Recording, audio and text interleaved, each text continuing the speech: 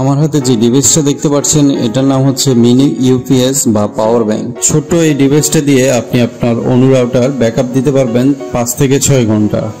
এখন থেকে লোডশেডিং হলে আপনার ওয়াইফাই আর বন্ধ হবে না। এই ডিভাইসটা দিয়ে আপনি আপনার অনু রাউটার 7 থেকে 10 ঘন্টা পর্যন্ত ব্যাকআপ পাবেন। আপনি চাইলে এটা মোবাইলের পাওয়ার ব্যাংক হিসেবেও ব্যবহার করতে পারবেন।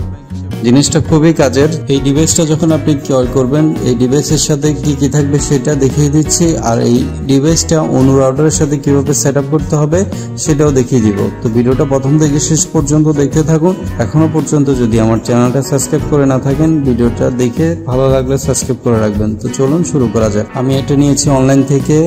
এটা হচ্ছে 8000 mAh এর। এটা দুইটা হয়, একটা হচ্ছে 8000 mAh আর একটা হচ্ছে 10000 mAh।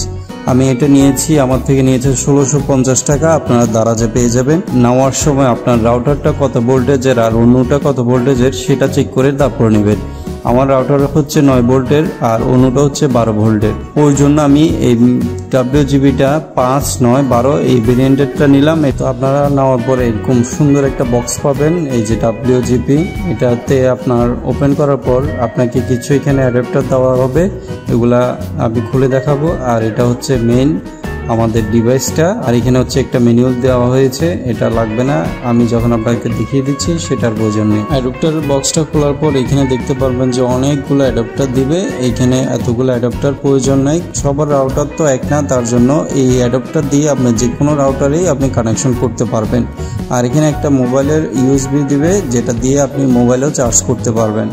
তো চলুন তাহলে এই সেটআপটা কিভাবে করতে হয় সেটা আপনারা দেখিনি। এইখানে পাওয়ার বাটনটা জাস্ট আপনি একবার চাপ দিবেন, চাপ দেওয়ার পরে দেখবেন যে ডিভাইসটা অন হয়ে গিয়েছে। আবার ডবল ক্লিক করবেন, ডবল ক্লিক করার পর কিন্তু ডিভাইসটা অফ হয়ে যাবে। এইখানে আপনার এই ডিভাইসটা হচ্ছে 8000 mAh এর ডিভাইস। এটা আমি নিয়েছি 5, 9, 12। আমার রাউটারটা হচ্ছে 9 ভোল্টের আর অনুটা হচ্ছে 12 ভোল্টের। তো এই জন্য আমি 5, 9, 12 এই ডিভাইসটা নিয়েছি। এটার সাথে কিন্তু আপনার চার্জার অ্যাডাপ্টার দেওয়া হবে না। আপনার যে অনুটা আছে 12 ভোল্টের সেই অনুর অ্যাডাপ্টার দিয়ে আপনি এটাকে চার্জ দিতে হবে বা ইনপুটের কানেকশনটা করতে হবে।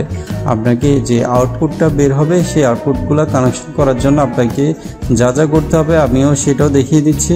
প্রথমে আমরা ডিভাইসটা ইনপুটের সাথে কানেকশন করব। আপনার যে অনু বা রাউটার আছে সেই রাউটারের মধ্যে এরকম একটা 12 ভোল্টের চার্জার আছে বা অ্যাডাপ্টার আছে, সেই অ্যাডাপ্টারটা দিয়ে আমরা মিনি ইউপিএস এর আউটপুটে লাইন দিব। এইখানে আমি অ্যাডাপ্টার দিয়ে ইউপিএসটা আউটপুটে লাইন দিয়েছি।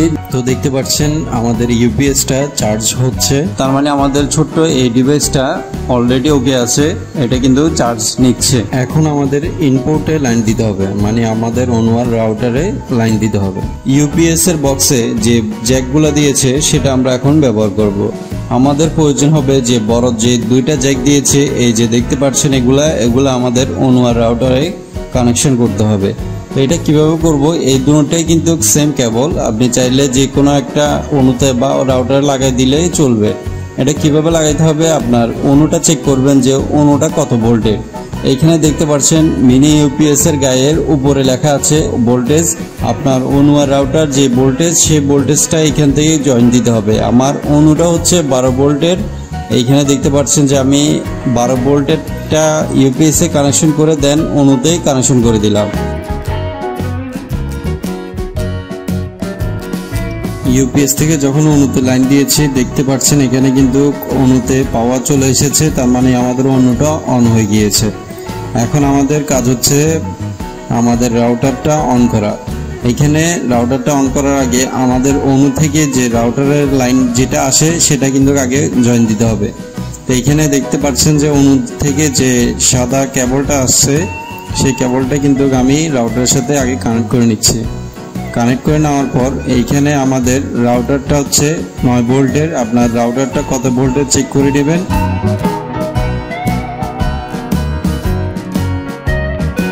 এইখানে মিনি ইউপিএস এর গায়ে 9 ভোল্ট লেখা আছে। চেক করার পর আমার যে মিনি ইউপিএস আছে এটার মধ্যে দেখতে পারবেন যে সেম 9 ভোল্টেজ আছে। আমরা যে বাকি যে লম্বা জ্যাকটা ছিল আমাদের সেই জ্যাকটা আমরা আগে অনুর সাথে কানেক্ট করে দেন ইউপিএস এর 9 ভোল্টেজে কানেকশনটা করব।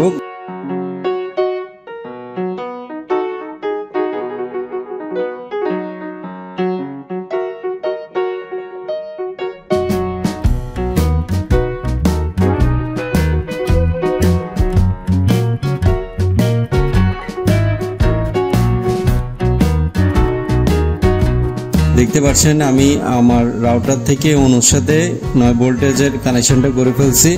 এখন এখানে দেখতে পাচ্ছেন যে রাউটারের পাওয়ার চলে এসেছে, কিছুক্ষণের মধ্যে আমাদের ওয়াইফাই কানেকশনটাও কিন্তু অন হয়ে যাবে। এই যে দেখতে পাচ্ছেন সিগন্যাল সবগুলাই কিন্তু অন হয়ে গিয়েছে, আমাদের সেটআপগুলো কমপ্লিট হয়ে গেছে। এই যে এখন দেখতে পাচ্ছেন আমার এই ছোট্ট মিনি ইউপিএস বা ওয়াইফাই ব্যাকআপ দিয়ে আমি কিন্তু আমার অনু রাউটার দুইটাই কিন্তু একসাথে চলতেছে। তাও আবার এই ছোট্ট জিনিসটা দিয়ে আমি 5 থেকে 6 ঘন্টা পর্যন্ত ব্যাকআপ পেয়েছি। এটা আমি 3 থেকে 4 দিন ইউজ করেছি, ইউজ করে 5 থেকে 6 ঘন্টা পর্যন্ত ব্যাকআপ পেয়েছি। এইখানে দেখতে পাচ্ছেন যে আমার ওয়াইফাই সিগন্যাল চলে এসেছে, এতক্ষণ পর্যন্ত কিন্তু ওয়াইফাই ছিল না, এখন ওয়াইফাই সিগন্যালটাও চলে এসেছে, ওয়াইফাইও ব্যবহার করতে পারতেছি। আমার মিনি ইউপিএসটা কিন্তু এখন বর্তমানে চার্জ হচ্ছে, এখানে দেখতে পাচ্ছেন যে চার্জ হচ্ছে। আমি যদি চার্জারটা খুলে ফেলি দেখতে পারবেন যে এখানে কতটুকু চার্জ আছে সেটা শো করতেছে, কিন্তু আমার অনু রাউটার কোনোটাই কিন্তু অফ হয় নাই, দুইটাই কিন্তু চলতেছে ব্যাকআপের মাধ্যমে। এখন কিন্তু বর্তমানে কোনো কারেন্টের সাথে সংযোগ নেই। এটা যদি আমি আমার সংযোগ করে দিই তাহলে দেখতে পারবেন মিনি ইউপিএসটা চার্জ হচ্ছে।